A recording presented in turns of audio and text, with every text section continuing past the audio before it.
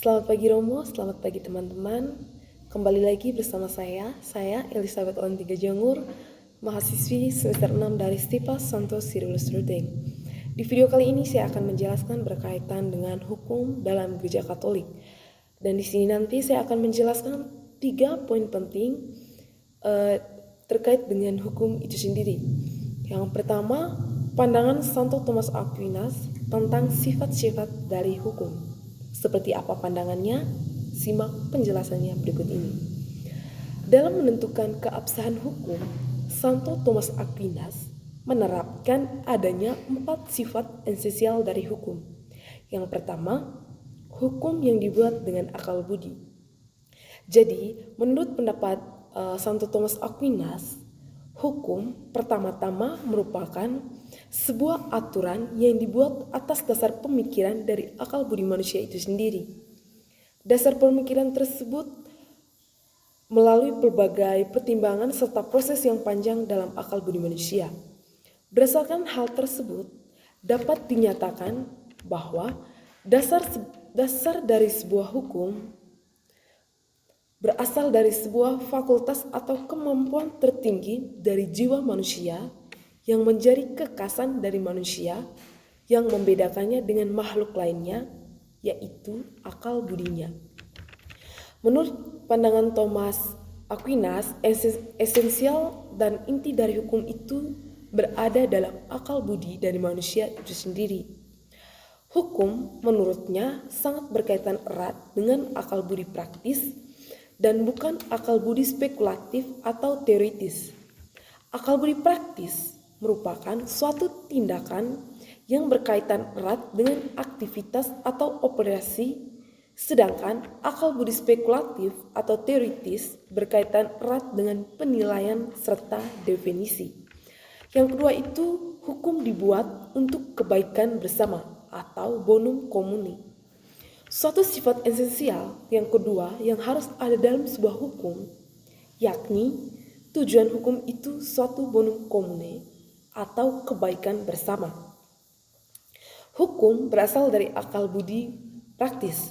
Praktis yang dimaksudkan ialah bahwa setiap manusia menuju akhir yakni kebahagiaan. Tujuan dari sebuah hukum ialah untuk mendapat atau untuk mencapai suatu kebahagiaan dari manusia itu sendiri. Namun, setiap kebahagiaan dinyatakan untuk kebahagiaan yang menyeluruh. Kebahagiaan individu haruslah sesuai dengan kebahagiaan semua orang dalam masyarakat. Oleh sebab itu, hukum ditujukan untuk kebahagiaan semua orang dalam masyarakat dan demi kebaikan bersama atau bonum commune. Dalam suatu pandangan Thomas Aquinas, tujuan akhir dari manusia ialah kebahagiaan. Menurutnya, tujuan akhir dari manusia ialah mengetahui dan mencapai tujuan yang dieksklusifkan dari ciptaan irasional. Yang ketiga yaitu suatu esensial yang ketiga yang harus ada dalam sebuah hukum, yakni pembuat hukum itu sendiri. Jadi di sini menurut pandangan Thomas Aquinas, hukum harus dibuat oleh mereka yang memiliki tanggung jawab atas hidup bersama. Jadi di sini hukum tidak dibuat oleh sembarangan orang, tetapi oleh orang-orang yang memiliki tanggung jawab atas hidup bersama dari suatu masyarakat. Tidak semua orang memiliki wewenang untuk membuat hukum, karena hukum di suatu pihak berkaitan dengan otoritas dan fungsinya sebagai pembuat hukum. Yang ketiga itu, yang keempat itu promulgasi hukum. Suatu sifat esensial yang keempat yang harus ada dalam sebuah hukum yaitu promulgasi atau hukum yang diumumkan. Menurut pendapat Thomas Aquinas, hukum haruslah dipromulgasikan. Hal ini bertujuan supaya hukum itu sendiri dapat memperoleh kekuatan yang mengikat, yang adalah ciri khas untuk suatu hukum. Hal ini tentu hanya berlaku bagi setiap pribadi manusia yang telah diperintah oleh pembuat hukum. Hal ini tentu semakin menekankan bahwa hukum hanya berlaku kuat ketika hukum tersebut dapat diumumkan. Hukum yang tidak diumumkan bukanlah hukum karena tidak memiliki kekuatan yang mengikat. Hukum yang sudah dipromulgasikan atau yang sudah diumumkan dikatakan sah dan legal karena mengikat semua orang di mana hukum itu berlaku. Hukum yang diumumkan mengikat saat setelah diumumkan dan juga pada masa yang akan datang. Menurut pandangan Thomas Aquinas, dengan adanya pengumuman itu, hukum dapat memiliki daya dan kekuatan yang lebih dominan untuk dapat mengikat dan dapat dilakukan oleh setiap orang di bawah otoritas pembuat hukum. Hukum kodrat manusia tidak perlu diumumkan lagi dalam kehidupan bersama dalam sebuah masyarakat. Sebab, menurut Santo Thomas Aquinas, hukum kodrat telah dinyata dan diumumkan dengan adanya kehadiran manusia di dunia. Kehadiran manusia di dunia merupakan bentuk pengumuman hukum kodrat manusia dari pencipta. Poin yang kedua yaitu mengapa gereja membutuhkan hukum. Gereja membutuhkan hukum karena gereja membutuhkan suatu tatanan atau pengaturan agar visi dan misi dapat berjalan secara efektif dan menghasilkan buah-buah kerjaan Allah. Hukum dalam gereja itu sangat penting agar bisa mengatur kehidupan dan juga bisa menatap proses dalam tubuh gereja itu sendiri. Dengan memperhatikan beberapa dimensi. Yang pertama itu dimensi sosial dan komunal gereja umat Allah. Menurut Konsili Vatikan II, mengangkat gambaran gereja sebagai umat Allah. Gereja umat Allah mengandung karakteristik sebagai berikut. Yang pertama, semua anggotanya memiliki kesatuan asal-usul rohani, kesatuan panggilan, dan kesatuan tujuan. Yang kedua, umat Kristiani merupakan kelompok yang kohesif atau menyatu dalam dirinya dan menghayatinya kurang lebih seperti ikatan darah. Yang ketiga, umat Allah memiliki kesatuan misi di dalam dunia guna untuk melanjutkan perutusan Yesus Kristus.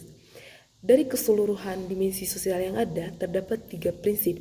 Yang pertama itu prinsip kesamaan fundamental, yang kedua prinsip keberagaman, dan yang ketiga prinsip institusional. Yang kedua itu berkaitan dengan hubungan antara komunitas dan institusi. Gereja yang kompleks adalah gereja yang terdiri dari komunitas dan institusional. Di dalam gereja yang institusional, perlu adanya perbedaan peran dan fungsi. Yang ketiga, hukum sebagai struktur gereja. Struktur yuridis gereja, pertama, konstitusi fundamental, yakni ikatan-ikatan yang menyatukan umat beriman dalam gereja dan berkaitan dengan hierarki. Yang kedua, unsur organisatoris, yaitu berkaitan dengan jabatan gerejawi seperti paus, uskup, dan imam. Yang keempat itu basis sakramental hukum kanonik. Dalam Konsili Vatikan II menegaskan bahwa persekutuan iman umat Kristiani terstruktur lewat perayaan dari sakramen-sakramen. Yang kelima, relasi antara hukum ilahi dan hukum manusiawi. Hukum ilahi merupakan hukum yang lebih tinggi dari hukum manusiawi. Pandangan umum mengatakan bahwa hukum ilahi merupakan dasar dari hukum manusiawi. Poin yang ketiga yaitu, di manakah tempat hukum cinta kasih dalam gereja Katolik? Seperti yang kita ketahui bahwa gereja didirikan oleh Tuhan Yesus Kristus dan lahir darinya. Kristus dan gereja membentuk satu tubuh, dengan Kristus sebagai kepala dan gereja sebagai tubuhnya. Karena itu, Yesus Kristus menjadi dasar atau pusat dan tujuan hidup gereja. Pribadi Kristus dan ajaran Injilnya adalah norma tertinggi di dalam gereja. Ia menjadi pedoman hidup bagi orang-orang yang beriman kepadanya dan yang disatukannya dalam gereja. Dengan demikian, hukum cinta kasih yang menjadi intisari Injil juga menjadi hukum dan norma di dalam gereja, bahkan norma fundamental dan tertinggi. Hal ini ditegaskan oleh Yesus sendiri dalam Injilnya yang mengatakan bahwa kasihanilah Tuhan Allahmu dengan segenap hatimu dan dengan segenap jiwamu dan dengan segenap budimu dan dengan segenap kekuatanmu. Dan kasihanilah sesamamu manusia seperti dirimu sendiri. Tidak ada hukum lain yang lebih utama daripada kedua hukum ini. Terdapat dalam Injil Markus bab 12 ayat 30 sampai ayat 31. Dengan mengatakan tidak ada hukum lain yang lebih utama, berarti hukum-hukum lain tetap boleh ada, namun posisinya lebih rendah daripada hukum utama itu. Dengan kata lain, hukum-hukum positif manapun harus mengabdi dan menjabarkan hukum fundamental itu. Hukum cinta kasih selalu menjadi prinsip yang harus menjiwai hukum-hukum lain. Jadi pada intinya bahwa hukum cinta kasih itu merupakan hukum pertama dan utama dalam Gereja Katolik dan ditempatkan pada tempat yang pertama karena hukum cinta kasih selalu menjadi prinsip yang menjiwai hukum-hukum yang lain. Sekian dan terima kasih.